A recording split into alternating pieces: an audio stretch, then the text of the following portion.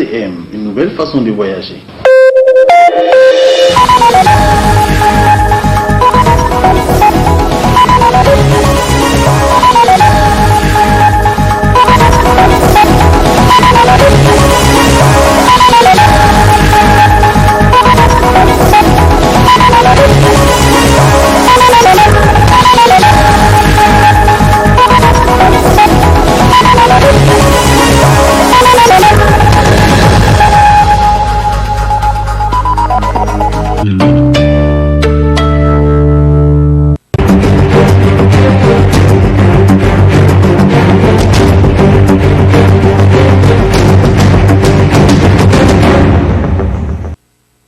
Débuté depuis le 2 janvier 2020 au Palais de la Présidence, les présentations des meilleurs vœux de bonne année se poursuivent. Après donc les responsables d'institutions, les membres du gouvernement, les députés nationaux ainsi que plusieurs autres personnalités, c'est au tour des membres du cabinet de la présidence de présenter leurs vœux au président. Au chef de l'État Issoufou Mahamadou. À l'issue des présentations, les hôtes du président nous livrent leurs sentiments tout en priant pour que la paix et la quiétude sociale reviennent sur le Niger. C'est finalement une bonne occasion de se retrouver au palais de la présidence pour présenter les vœux de la nouvelle année au chef de l'État, le président de la République, son Excellence Issoufou Mahamadou, qui a instauré cette manière de faire. Et mon impression est que quand on vient ici, on est avec toujours beaucoup de plaisir qu'on assiste à cette cérémonie. Et ce plaisir est d'autant plus grand parce qu'on rencontre tous les compatriotes, tous les concitoyens. Cela prouve que le Niger est un pays uni. On voit des gens venus d'un peu partout. Et c'est une cérémonie qui regroupe les gens par secteur. Il y a eu les opérateurs économiques, il y a eu les membres du gouvernement, il y a eu les membres du cabinet présidentiel, il y a eu les partis politiques, ainsi de suite. Donc personne n'est laissé en rade. Donc tout le monde est pris en compte. C'est en tout cas l'initiative du chef de l'État qui veut rassembler le pays tout entier pour faire un pays uni et unique. Donc je voudrais à mon tour souhaiter la bonne année à l'ensemble du peuple nigérien pour la paix, la santé pour tout le monde et la quiétude sociale, surtout en ce moment crucial où le pays traverse une période d'insécurité due à l'incursion des individus sans foi ni loi qui viennent gratuitement attaquer les paisibles citoyens du Niger. Et Inch'Allah, ils ne vont pas arriver, nous allons rester unis et nous allons les combattre. Que Dieu assiste notre pays dans son combat difficile par rapport à tous les enjeux qu'il y a. Je crois que par la grâce de Dieu, notre pays tient debout et nous devons continuer à prier comme l'a souhaité le président de la République pour que le Niger soit protégé, que le peuple nigérien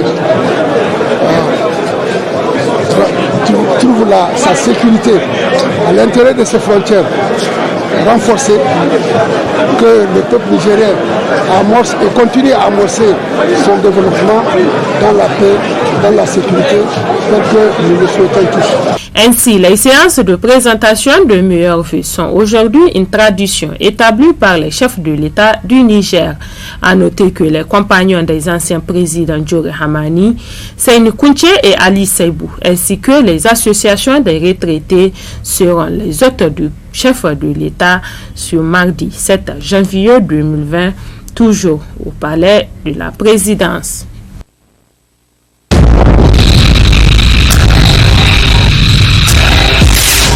Les députés nationaux, les membres du cabinet, le personnel technique et administratif se sont succédés pour présenter leurs meilleurs vœux au président de l'Assemblée nationale, Ousseini Tinni. Les vœux sont les mêmes cri de cœur, les mêmes souhaits, le retour définitif de la paix dans notre pays. Tous les membres de l'Assemblée étaient présents pour souhaiter bonne année au président de l'Assemblée nationale, aux membres du bureau et puis aux autres collègues, à leurs collègues.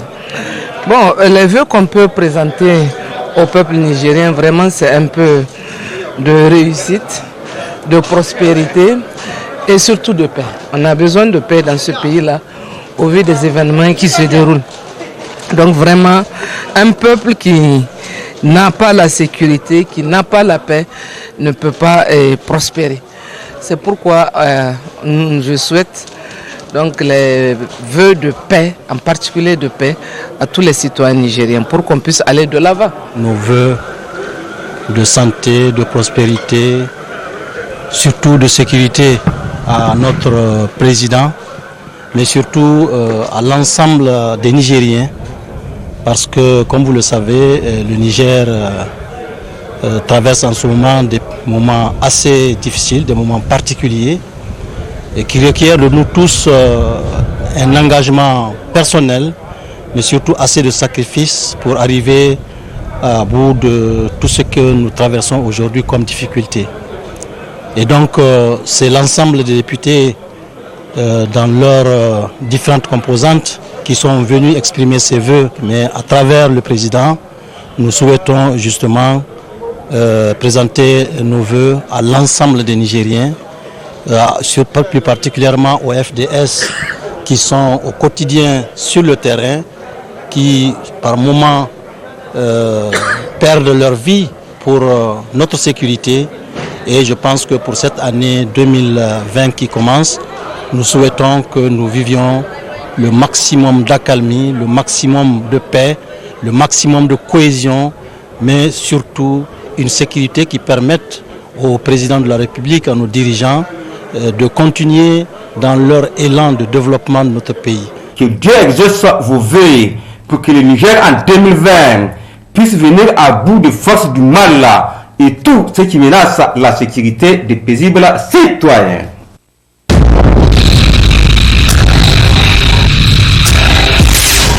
Les membres des forces de défense et de sécurité, hauts gradés et directeurs généraux, ainsi que les membres du cabinet, en somme tout le personnel et les chefs traditionnels là, se sont mobilisés pour présenter leurs vœux de nouvel an au ministre d'État Bazoum Mohamed. Monsieur le ministre d'État, l'année 2019, qui est désormais derrière nous, aura été sans répit pour vous et tous vos collaborateurs, tant les défis à relever, particulièrement sécuritaires, étaient lancinants et pressants. Bien que cette situation demeure encore préoccupante, elle n'est assurément pas hors de contrôle et de la portée de la détermination farouche probante de nos forces de sécurité. Il importe également de faire mention de la remarquable maîtrise des flux migratoires, jusque-là alimentés par des réseaux de trafiquants, de stupéfiants, d'armes et d'êtres humains, qui a permis de faire considérablement baisser le nombre de candidats à l'immigration à la faveur de mesures énergiques et courageuses prises sous votre autorité et votre engagement résolu en la matière. Monsieur le ministre d'État, les résultats que je viens d'évoquer l'ont été grâce aussi à la contribution inestimable des populations, des leaders traditionnels et religieux, toutes choses ayant certainement créé pour notre pays les conditions favorables à la réalisation de nombreux bons en avant dans plusieurs secteurs de la vie socio-économique et l'ayant mis plus que jamais sur le chemin vertueux de l'émergence. Monsieur le ministre d'État, Madame la ministre déléguée, je voudrais, au nom de l'ensemble du personnel de notre département ministériel, vous présenter à vous, Monsieur le ministre d'État, et à vous, Madame la ministre déléguée, ainsi qu'à vos illustres familles et à tous ceux qui vous ont chers, nos vœux de paix, de santé, de réussite au sein du nouvel an. S'il y a eu des avancées en 2019, des défis restent encore à relever. Nous nous engageons en matière de sécurité intérieure à mettre en œuvre durant l'année 2020 les actions prévues dans les 9 axes stratégiques qui tous concourent au renforcement des capacités techniques, opérationnelles et stratégiques de nos forces de sécurité intérieure en vue de leur permettre de lutter efficacement contre les groupes terroristes. Concernant les différentes élections prévues pour l'année en cours, mon département accompagnera la Commission électorale nationale indépendante de la façon la plus efficace possible dans les limites de son mandat pour lui permettre d'atteindre son objectif d'organiser des élections libres, démocratiques et transparentes dont les résultats seront acceptés par toutes les parties prenantes. Dans le cadre de la gouvernance de collectivités territoriales, les actions en matière de renforcement de capacités et l'amélioration de leur gouvernance déjà initiées en 2019 vont se poursuivre en vue de contribuer à l'émergence d'une administration locale de qualité. Mesdames et messieurs, d'autres chantiers ouverts en 2019 verront leurs activités accélérées ou achevées au cours de la présente année. C'est ainsi le cas de la migration, où un large travail de diagnostic a été mené durant l'année écoulée pour nous permettre de formuler et d'adopter une politique et son plan d'action en la matière. En ce qui concerne l'état civil, nous devons profiter de l'architecture légale et réglementaire déjà mise en place pour mettre en œuvre efficacement la loi sur l'état civil, parallèlement au renforcement des capacités du dispositif d'exécution, tout cela dans le cadre de la modernisation de notre état civil. C'est sur ce mot que je voudrais, à mon nom propre et au nom de mes collègues, les ministres délégués, vous présenter à vous ainsi qu'aux membres de toutes vos familles nos vœux de paix, de santé et de réussite à l'orée de l'année 2020. Que cette année soit celle de progrès encore plus grand dans la mise en œuvre de nos actions en vue d'assurer plus de services de qualité à nos vaillantes populations. Bonne et heureuse année 2020. Une collation a sanctionné la fin de présentation de vœux du nouvel an au ministre d'État Bazoum Mohamed.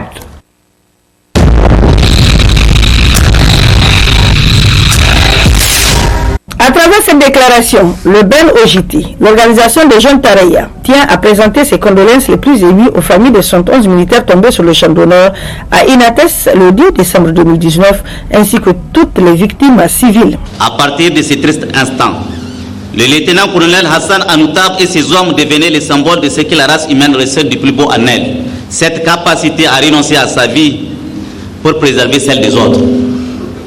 Soyez assurés, chères forces de défense et de sécurité, de notre soutien indéfectible dans la lutte implacable que vous menez, avec bravoure et détermination, contre les forces obscurantistes, qui sous prétexte de se battre au nom de l'islam, s'évertuent par leurs agissements à en traverser les fondements et à en détruire l'image aux yeux du monde. Le JT soutient les actions que mène le président de la République pour la lutte contre le terrorisme au Sahel. Nous saluons la remarquable décision du président de la République, son Excellence M. Issoufou Mahamadou, de renforcer nos alliances avec nos multiples partenaires. À cet effet, qu'il nous soit permis de rappeler que les armées alliées présentes sur notre sol le sont par la demande souveraine de l'État du Niger. Elles ont vocation à venir en aide à nos vaillantes forces de défense et de sécurité dans le combat qui est le leur, notamment dans le domaine du renseignement et de la formation. En effet, dans un contexte de guerre asymétrique qui nous est imposé, les recours à des forces alliées est la décision la plus rationnelle et légitime qui soit. Est-il besoin de rappeler que même les armées les plus puissantes du monde ont à un moment ou à un autre de l'histoire noué des alliances pour vaincre leurs ennemis les plus redoutables? C'est par conséquent une décision de bon sens que nous soutenons avec la plus grande force, car l'essence de la responsabilité nous incombe de tout mettre en œuvre pour garantir la sécurité de nos concitoyens, seul objectif qui vaille à la circonstance. Si nous ne partageons de toute évidence aucun point commun avec les forces du mal qui sèment les chaos sur nos terres, nous en partageons au moins deux avec les armées des pays alliés. Le premier est sans conteste le prix du sang que paient nos soldats sur les théâtres des opérations. Et le second, c'est assurément la volonté d'empêcher la construction d'un Sahelistan qui serait non seulement un désastre pour l'Afrique, mais aussi pour l'Europe et le monde. À la lumière de ces différents aspects, nous en appelons au sens élevé de responsabilité de tous et de tous, afin que nous ne trompions pas d'adversaires. Le combat que le président de la République et son armée mènent contre le terrorisme est celui de l'avenir de notre nation. C'est pourquoi ce combat doit être porté par les jeunes. C'est dire combien les jeunes sont interpellés, appelés à prendre en charge leur destin les jeunes ne doivent pas se tromper d'adversaire et encore moins de combat. Soutenez le président de la République dans sa démarche responsable et sans complexe d'assurer la sécurité des Nigériens et de leurs biens. Et pour les jeunes, un devoir moral, citoyen et patriotique. Ainsi, devons-nous refuser qu'il nous soit imposé le choix entre le pire et le mal. Le pire, c'est la constitution d'un Sahélistan aux ordres des criminels. Le mal, c'est ce que nous vivons aujourd'hui principalement dans les régions de Difa et de Tillabéri. Le Ben Ojiti apporte un démenti sur les propos tenus par certains individus au plan international sur le panafricanisme. Les jeunes que nous sommes devons absolument nous démarquer de certains de nos concitoyens égarés, visiblement décidés à instrumentaliser la question sécuritaire à des fins électoralistes. Ceux-là, même qui hier nous expliquaient les vertus des alliances dans le domaine sécuritaire qu'elles appartenaient alors à la mouvance présidentielle, se sont aujourd'hui érigés en profondeur intraitable de nos alliés dans le dessein unique d'assouvir des ambitions personnelles. Visiblement, la constance et la conviction en politique n'ont jamais été leur tasse de thé. Dans le même ordre d'idées, nous ne devons pas nous laisser distraire par les tohu-bohu qu'entretiennent certains individus sur le plan international sous le couvert de la défense d'un pseudo-panafricanisme. Nous voudrons leur dire que le panafricanisme n'a jamais été aussi mal desservi depuis qu'ils se sont autoproclamés défenseurs de cette cause.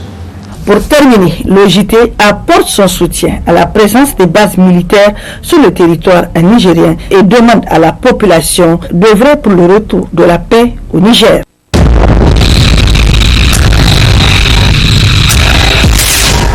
Depuis la découverte du premier cas du VIH-Sida au Niger en 1987, d'importants efforts sont consentis par le gouvernement et ses partenaires techniques et financiers pour offrir des soins de continu aux personnes infectées et affectées par le VIH-Sida et pour mieux les sensibiliser. Quant à la nécessité de se faire dépister, c'est l'objectif de ce lancement de la Journée mondiale de lutte contre le VIH-Sida, couplé à la campagne de dépistage volontaire qui a pour thème « Les organisations communautaires font la différence ». Le ministre de la Santé publique, Dr Ilyasu Idi Menassara, de rappeler les engagements pris par le gouvernement et les populations pour éliminer le sida au Niger. La prévalence du VIH au sein de la population générale est stabilisée à 0,4% depuis 2012.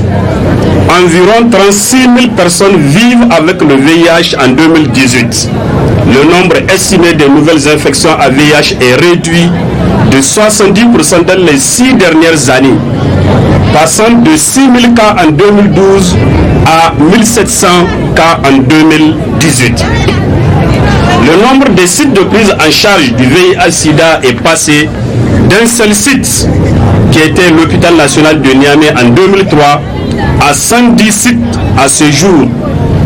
Environ 20 000 personnes sont sous ARV. Le nombre de décès annuels du sida a été réduit de 69%, soit de 4 000 décès en 2012 à 1 200 décès en 2018. Malgré ces importants efforts, ces défis majeurs demeurent et en appel à la contribution de tous pour les relever. Il s'agit entre autres du taux de transmission du VIH de la mère à l'enfant qui est de 12,31% en 2018, de la forte concentration de la prévalence au sein de la population clé qui est de 16,6% chez les professionnels du sexe en 2015 et du faible taux de dépistage du VIH au sein des populations à 21% chez les femmes et 7% chez les hommes. La marraine de la lutte contre le sida au Niger, membre de l'Organisation des Premières Dames d'Afrique pour le Développement, la première dame Haja Aïssata Issoufou, présidente de la fondation Gouri Vie Meilleure, a lancé un appel à l'endroit de tous les intervenants à la réponse nationale en vue de mettre fin au VIH-Sida au Niger. J'appelle, dans la perspective de mettre fin au sida dans notre pays, tous les intervenants à la réponse nationale au VIH de tous les secteurs, secteur public, société civile, secteur privé, partenaires techniques et financiers, à mobiliser les communautés pour l'accès aux services en ne laissant personne pour compte pour le bénéfice de l'offre de soins en matière de prévention, traitement et soutien liés au VIH. assurer la levée des barrières réduisant l'accès des jeunes, dont les adolescentes et adolescents, aux services de santé sexuelle et reproductive. Promouvoir les droits humains des personnes vivant avec le VIH, des femmes, des enfants, des jeunes et des personnes handicapées et des populations clés à haut risque d'infection. Renforcer et consolider le dispositif communautaire, réseaux nationaux, société civile intervenant dans la réponse au VIH. Utiliser davantage les expériences de la société civile dans les réponses au VIH et au sida. Enfin, contribuer de manière significative au financement de la santé en général et de la réponse au VIH en particulier. Le représentant de l'ONU-SIDA au Niger, l'ambassadeur de Chine, œuvre inlassablement aux côtés du gouvernement nigérien dans le cadre de la lutte contre le VIH-SIDA qui a permis de réduire considérablement le taux de prévalence de cette maladie. Le système des Nations Unies à travers l'ONU-SIDA a convenu de mettre fin au sida en tant que menace pour la santé publique d'ici 2030. C'est dans ce cadre que nous travaillons avec les pays pour respecter les engagements qui sont dans la déclaration de politique des Nations Unies pour la lutte contre le sida de 2016. Des axes prioritaires de la coopération Chine-Afrique. En tant qu'ennemi international, le sida reste toujours un défi commun de l'humanité. Son traitement et sa prévention sont de lourds fardeaux qui nécessitent la coopération des États et des peuples du monde entier. Ces campagnes de dépistage se poursuivront dans les districts sanitaires de Niamey du 9 au 18 janvier 2020, permettant ainsi à un grand nombre de la population de se faire dépister en vue d'un résultat positif dans cette action de lutte que mènent l'État et ses partenaires.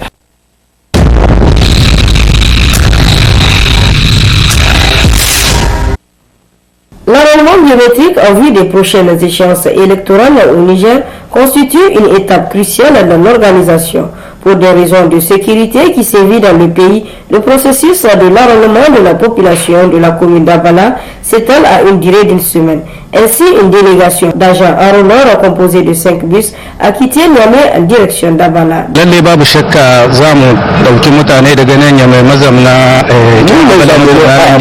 Pour qu'ils fassent le recensement biométrique, parce que c'est très important. C'est pas comme les fichiers d'avant.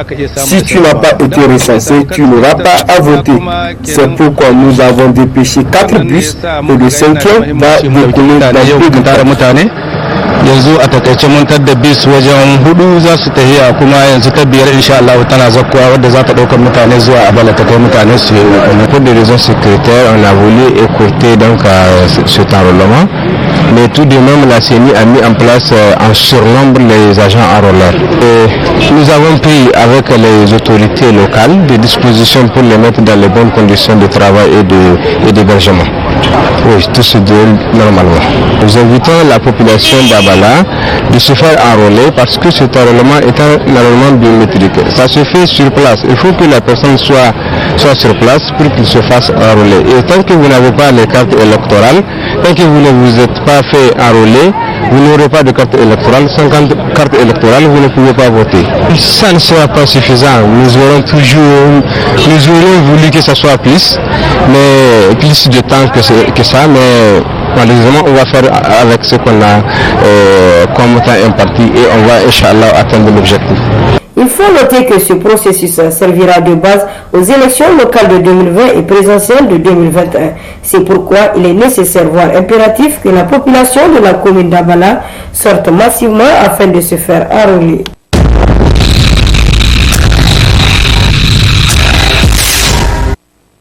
Ce présent atelier de formation initié par APAC Niger, Association des professionnels africains de communication, vise à accroître le taux d'audience accordé à la femme dans les médias au Niger, dans l'optique du respect du genre entre l'homme et la femme.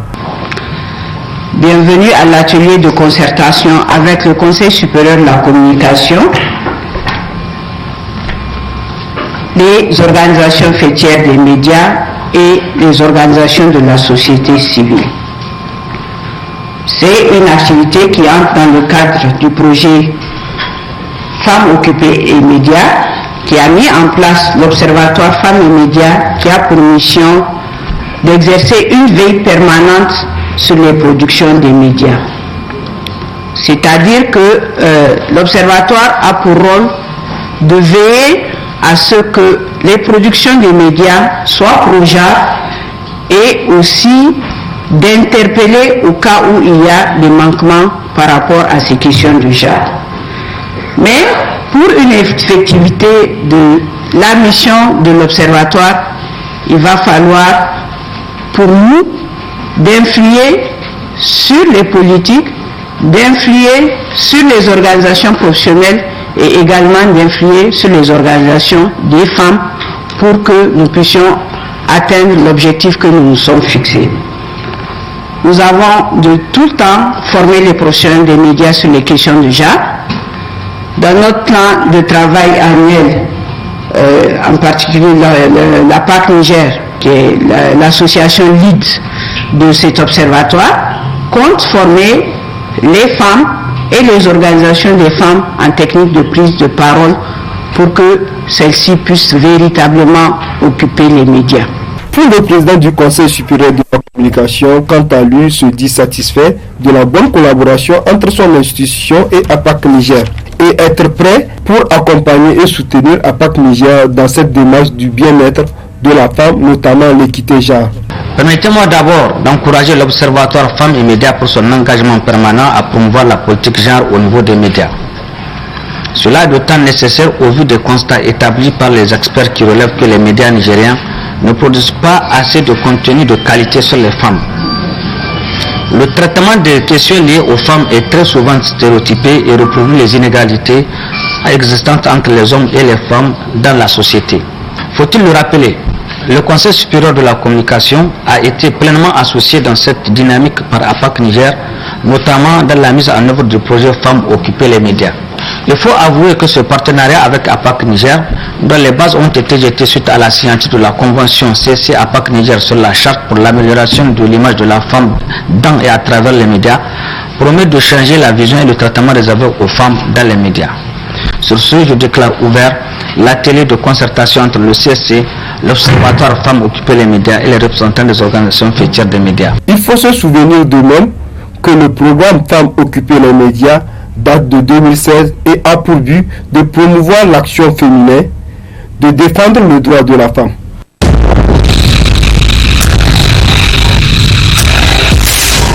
Enseignants et étudiants se sont retrouvés autour du directeur général de l'Institut africain de management pour célébrer le mérite ce 9 janvier 2020.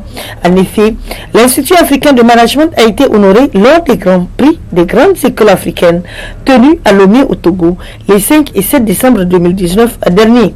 De la catégorie bronze. La remise de ce trophée s'est déroulée en présence de l'ONG Afrique Mérite, initiatrice de ce concours. Cette 9e édition avait débouché sur des innovations où il fallait faire ce qu'on appelle la foire de l'école et aussi un stand qui était destiné aux tests qui passaient des étudiants pour la question d'employabilité, comment ils voient leurs études, comment est-ce que ils voient leur formation et comment ils voient leur lendemain après leur formation. Donc pour nous, le Grand Prix des grandes écoles africaines, au niveau de l'ONG, il y a bel et bien des critères qui sont au nombre de 15, qui font partie des critères qu'on envoie à chaque fois quand on nomine une école. Très satisfait de la prestation de l'IAM à ce concours, le directeur général reste confiant pour la suite et rassure les parents d'élèves quant à la qualité de l'enseignement dispensé.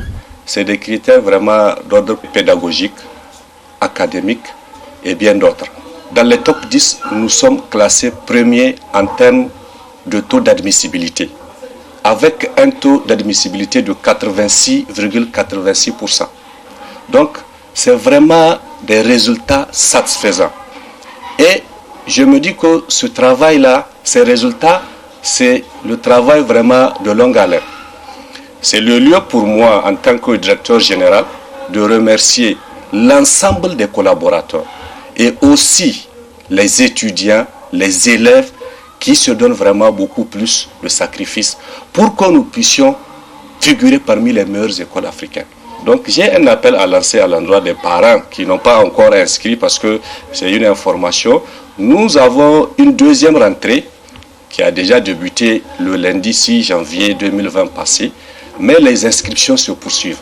Donc tous ceux qui n'ont pas pu effectuer la première rentrée, nous donnons l'opportunité, l'occasion pour qu'ils puissent venir inscrire leurs enfants à l'Institut africain de management. Parce que chez nous, notre slogan, c'est l'innovation et l'expertise au service du management. Cette cérémonie a également fait office de la remise des attestations à 10 élèves méritants, dénommés les top 10, initiés par l'ONG Immérite.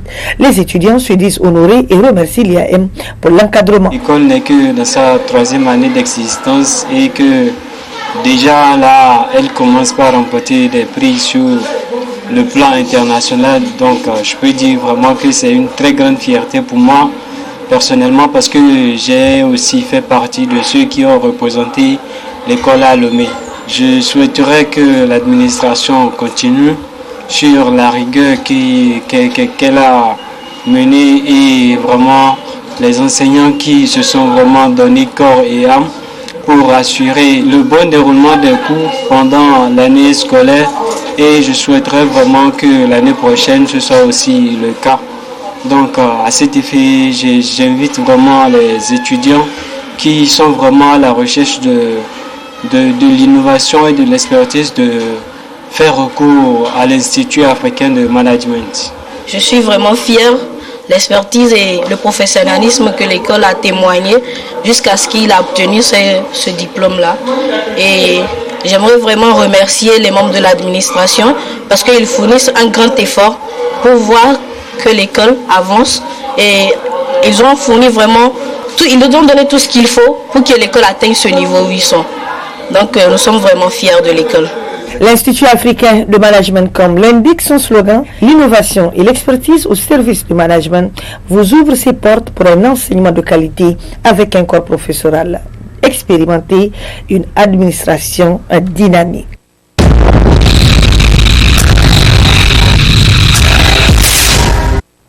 Placé sous le thème participation de la jeunesse à la consolidation de la paix, la 41e édition du Savo national qui a eu lieu à Maradi a mis aux prises Ousmane Hassan de Tilaberi et Tassiou Sani de Zender. Après un âpre combat, Tassiou Sani de Zender va mordre la poussière terrassée par le désormais roi des arènes Ousmane Hassan de Tilaberi.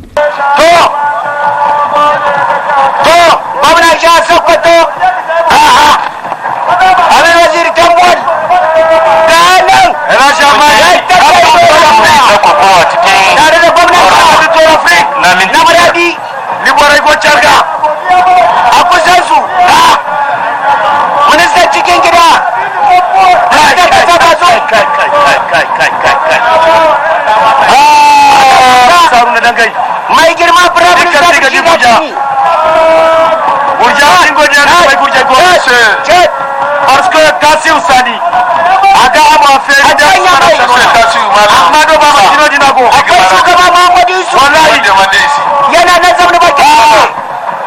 wallahi yana jiba wannan kokowa na tabbata da haka shugaba Muhammadu Yusuf yana tare yana kallon wannan Alain Monsieur Diaberi Assimou, ancien gouverneur de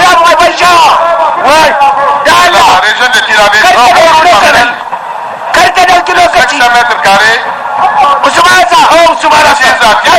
Ousmane Hassan.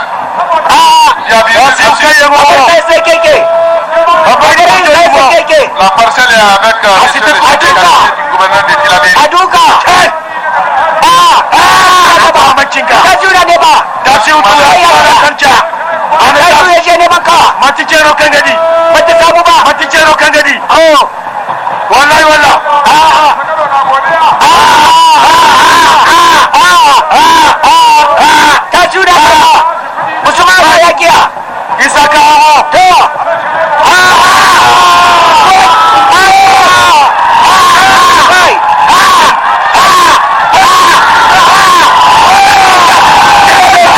public est galvanisé.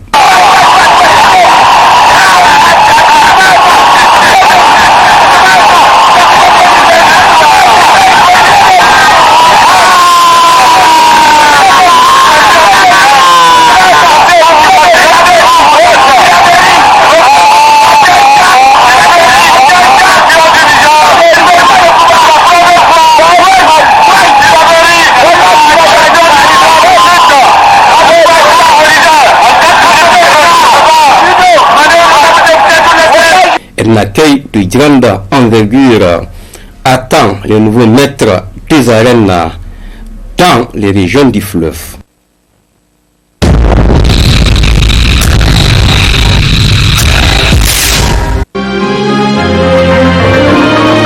En politique, la roue de l'histoire dénonce plusieurs foyers de contentieux au MNSD Nassara que l'on retrouve principalement selon le journal dans les sections de Maradi, Difa, Tawa, Zender et dans une certaine mesure à Niamey. À Niamey, la crise était née du renouvellement des structures du parti en prélude au congrès de mars 2019. À Dakoro principalement, 2 bureaux avaient été mis en place, l'un contrôlé par Abdul Kadri Tijani Idrissa et l'autre par Moussa Mamandouti, rapporte toujours le journal pour qui l'arbitrage du parti par le biais d'une commission prévue à cet effet, rien n'a calmé les ardeurs des protagonistes qui se positionnaient pour la conquête du poste de secrétaire général du parti.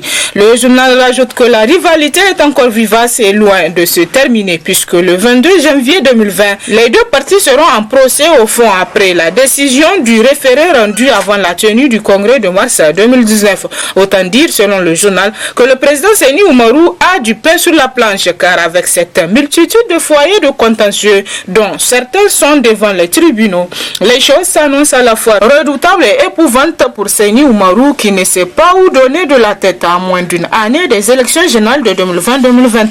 Politique toujours, Hama Amadou demande une suspension de peine. Nous apprend dans ses colonnes la roue de l'histoire qui précise que ce titre est de la lettre du continent qui rapporte dans son édition numéro 815 du 8 janvier 2020 que les avocats de Hama Amadou ont déposé une demande de suspension de peine afin de permettre à leurs clients d'aller voir son médecin traitant à Paris avec un engagement ferme que ce dernier rentrera au Niger une fois la consultation médicale terminée.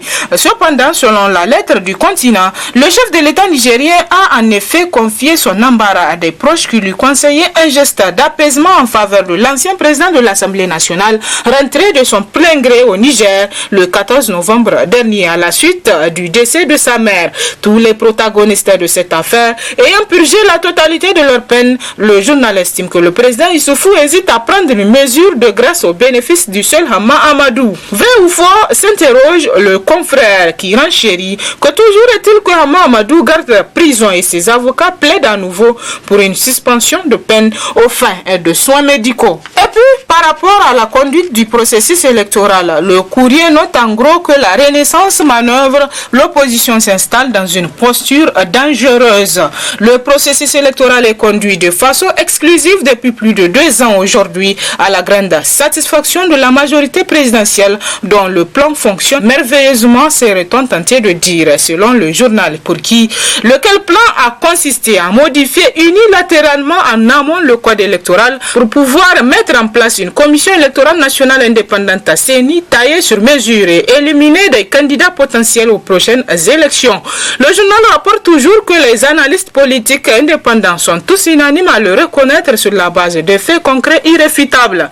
Tout le monde le sait, martèle le journal. Sa farouche contestation par l'opposition tient au fait qu'elle est taillée sur mesure. La Renaissance s'est arrangée pour y apporter des modifications non consensuelles dans sa composition, son organisation et son fonctionnement, avec pour dessein inavoué de piloter Kahin Kaha à sa guise le processus électoral et mettre l'opposition devant le fait accompli en produisant un fichier biométrique totalement bâclé. Le journal pense que c'est la démarche en cours actuellement puisque la CENI continue de poser des actes sans la participation de l'opposition.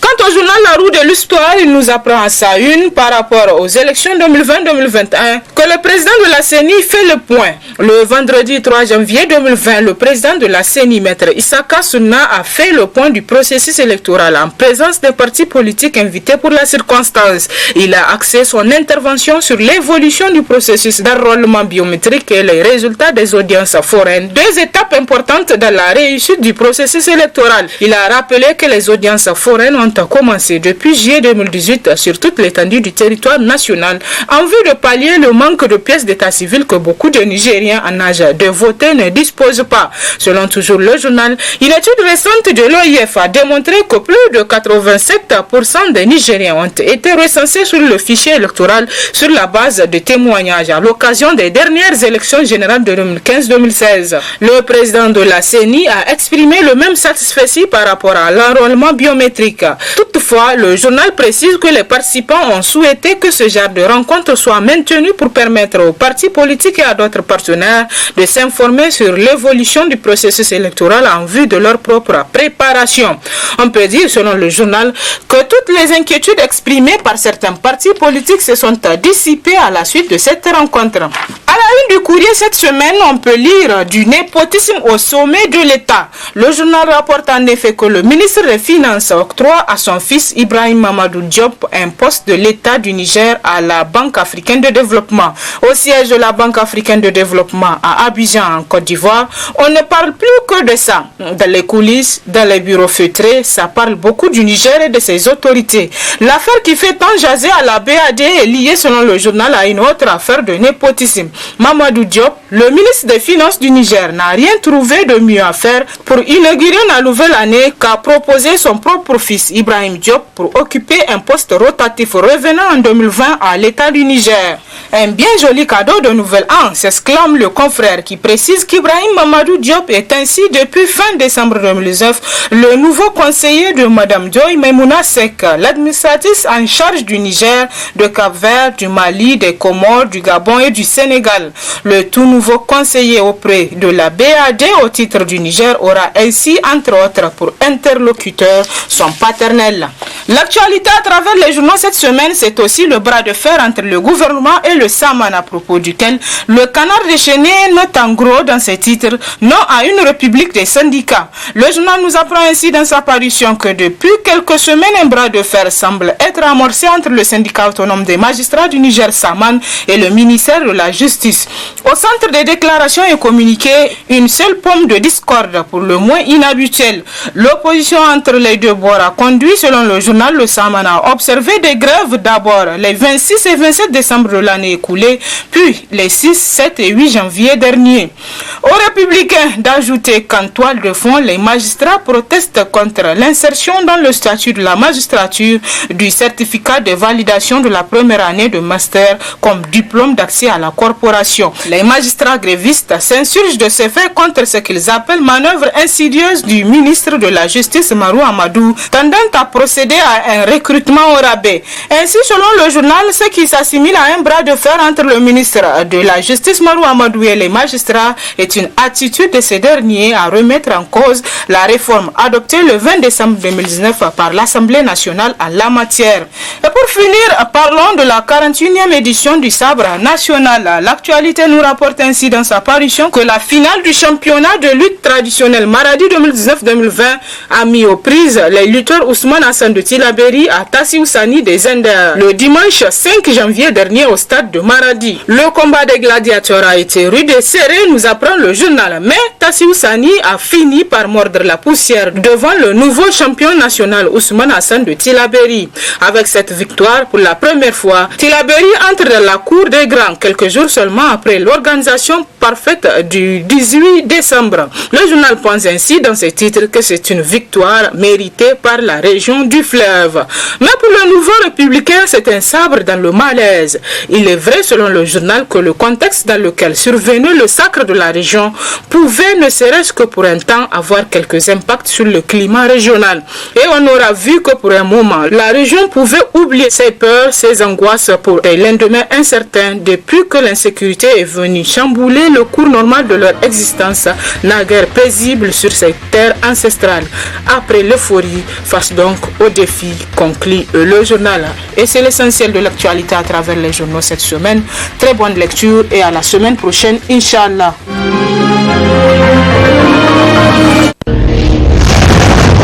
Ce journal vous a été offert par STM Ténéré Transport Voyageurs. STM, une nouvelle façon de voyager.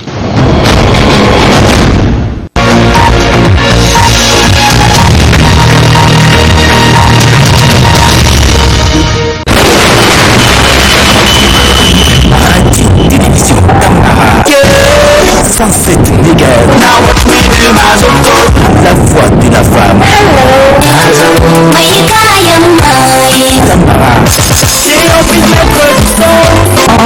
Enfin, la télé. Je vais le nom de mettre